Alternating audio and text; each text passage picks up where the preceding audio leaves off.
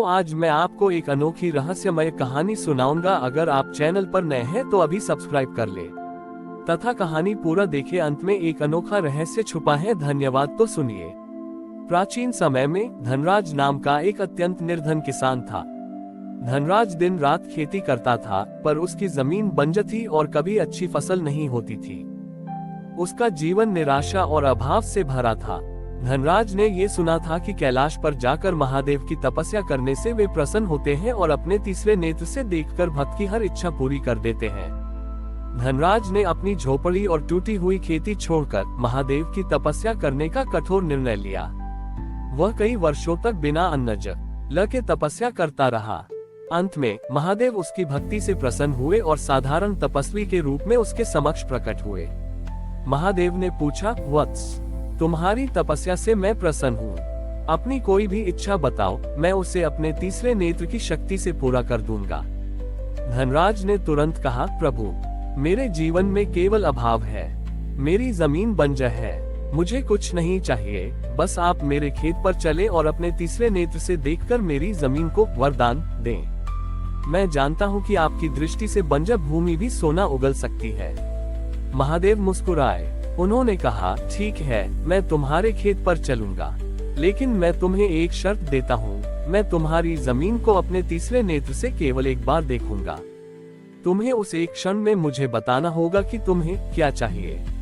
धनराज ने शर्त स्वीकार कर ली। वह सोचने लगा कि क्या मांगा जाए, सोना या अच्छी फसल या धन। महादेव और धनराज किसान के बंजर खेत पर पहुंचे।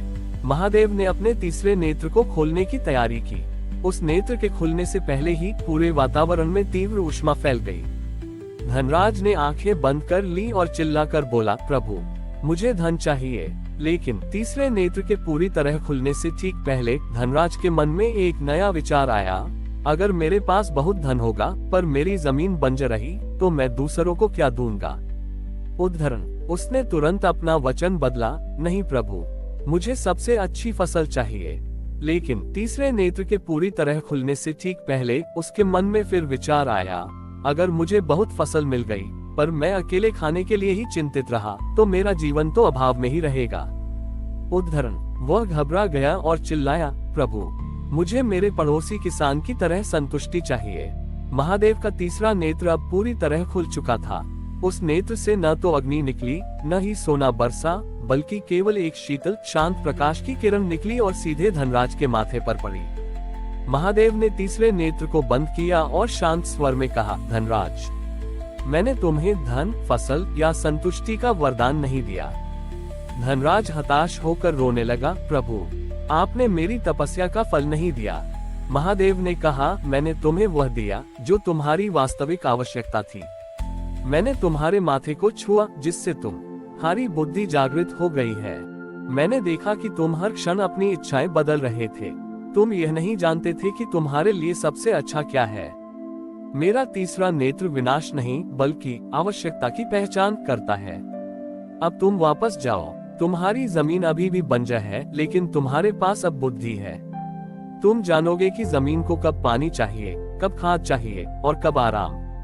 बुद्धि ही सबसे बड़ा वरदान है, क्योंकि वही तुम्हें सब कुछ सही समय पर सही मात्रा में प्राप्त करने का मार्ग दिखाएगी। धनराज ने अपने माथे को छुआ और महसूस किया कि उसके मन से सारा भ्रम और लालच चला गया है। वह वापस अपनी बंजर जमीन पर लौटा। उसने अपने नए ज्ञान का उपयोग किया। उसने जमीन को पानी दिया, उसे पोषण दिया और पहली बार उसने सही समय पर सही काम किया। उसी वर्ष उसकी बंजर जमीन ने ऐसी फसल दी जो पड़ोसी किसानों ने कभी नहीं देखी थी। धनराज अब जानता था कि महादेव का सबसे बड़ा वरदान चमत्कार नहीं बल्कि विवेक है। धनराज ने अपने विवेक बुद्धि का उपयोग करके अपनी बंजर भूमि को उपजाऊ बना दिया था। उसकी फसल इतनी शानदार थी कि आसपास के राज्यों में उसकी चर्चा होने लगी।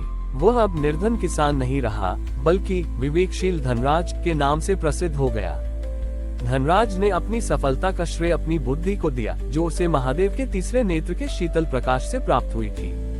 लेकिन उसके पड़ोस में रहने वाले बुद्धिलाल नामक एक धनी व्यापारी को ये सब हजम नहीं हुआ। बुद्धिलाल को अपने धन और व्यापारिक बुद्धि पर बहुत घमंड था। बुद्धिलाल ने धनराज से कहा, तुम भाग्यशाली हो कि महादेव ने तुम्हें बुद्धि दी। लेकिन तुम अपनी बुद्धि का उपयोग केवल स्वयं के लिए कर रहे हो। यदि तुम्हारी बुद्धि सच्ची है तो तुम उस बुद्धि से समुदाय की सबसे बड़ी समस्या हल करके दिखाओ। बुद्धिलाल ने चुनौती दी, हमारे पूरे राज्य में पानी की कमी सबसे बड़ी समस्या है। हर साल हमारी फसलें सूख जाती हैं। यदि तुम अपनी बुद्धि से इस समस्या का स्थायी समाधान निकाल सको तो मैं तुम्हें महादेव का सच्चा वरदान प्राप्त व्यक्ति मानूंगा। धनराज ने चुनौती स्वीकार कर ली। उसने अपनी नई बुद्धि का प्रयोग करना शुरू किया। उसने शास्त्रों और विज्ञान को मिलाकर एक नया दृष्टिकोण अपनाया। उसने देखा कि राज्य की समस्या यह नहीं थी कि पानी कम गिरता था। समस्या ये थी कि पानी गिरने के बाद जल्द ही जमीन से रिसकर व्यर्थ हो जाता था और लोग पारंपरिक दोषपूर्ण सिंचाई पद्धतियों पर निर्भर थे। धनराज ने राजा के पास जाकर कहा, महाराज, हमें तुरंत पानी नहीं चाहिए, हमें पानी को रोकने की बुद्धि चाहिए। धनराज ने राजा के सहयोग से 3 बड़े कार्य शुरू किए। तारांकन ज्ञान का बाद उसने सबसे पहले गांव के सबसे ऊंचे और अनुपयोगी स्थान पर एक विशाल गड्ढा खोदवाया और उसमें बड़े बड़े पत्थर और चिकनी मिट्टी की परतें डाली। ये केवल एक बांध नहीं था, बल्कि वर्षा के जल को जमीन में रिसने से रोकने का एक प्राकृतिक तरीका था। तारांकन समूह का खेत, उसने लोगों को ये सिखाया कि जल का उपयोग व्यक्तिगत लाभ के लिए नहीं बल्कि सामूहिक लाभ के लिए करना चाहिए। उसने एक ऐसा सिंचाई तंत्र विकसित किया जिसमें हर किसान को उसकी आवश्यकता अनुसार ही पानी मिलता था, जिससे पानी की बर्बादी रुकी। तारांकन विवेक की फसल, उसने लोगों को कम पानी वाली लेकिन अधिक पोषण देने वाली नई फसलें उगाने का ज्ञान दिया ताकि वे कम संसाधनों में भी समृद्ध हो सकें। लोगों ने शुरू में उसका विरोध किया, इतनी मेहनत कौन करेगा, क्यों न सीधे महादेव से वर्षा मांगी जाए। उद्धरण चिन्ह। धनराज ने उन्हें याद दिलाया, महादेव ने मुझे भीख नहीं बुद्धि दी है। उनका वरदान चमत्कार नहीं बल्कि कर्म है। हमें विवेक से काम करना होगा। जब अगली वर्षा हुई तो पानी उस बांध में सुरक्षित रहा और सही सिंचाई तकनीक से पूरे राज्य की फसलें शानदार हुई। पहली बार सूखा पड़ा ही नहीं। बुद्धिलाल ने अपनी हार स्वीकार की। उसने समझा कि धनराज की बुद्धि केवल स्वयं के लिए नहीं थी बल्कि समस्त समुदाय के लिए थी। महादेव ने कैलाश पर बैठे हुए अपने तीसरे नेत्र से धनराज के इस निस्वार्थ विवेक को देखा। इस बार तीसरा नेत्र प्रसन्नता से चमका। महादेव ने पार्वती से कहा, पार्वती, देखो, मैंने धनराज को केवल बुद्धि दी थी, लेकिन उसने उस बुद्धि को करुणा और समूह सेवा में बदल दिया। यही मेरे तीसरे नेत्र के वरदान की सच्ची सार्थकता है, जब ज्ञान अहंकार नहीं बल्कि सामूहिक कल्याण का साधन बन जाता है। और इस प्रकार धनराज ने सिद्ध किया कि महादेव की कृपा से मिला ज्ञान केवल व्यक्तिगत सफलता के लिए नहीं बल्कि समाज की सबसे बड़ी समस्याओं का स्थायी समाधान करने के लिए होता है। हमारी और भी आध्यात्मिक एवं अनोखी कहानियां देखने के लिए हमारे चैनल पर जाएं तथा धार्मिक एवं पौराणिक अनोखी कहानियां हमारे चैनल पर है। कृपया जाके देखें तथा हमारे चैनल को सब्सक्राइब करके रखें और वीडियो लाइक जरूर करें। धन्यवाद।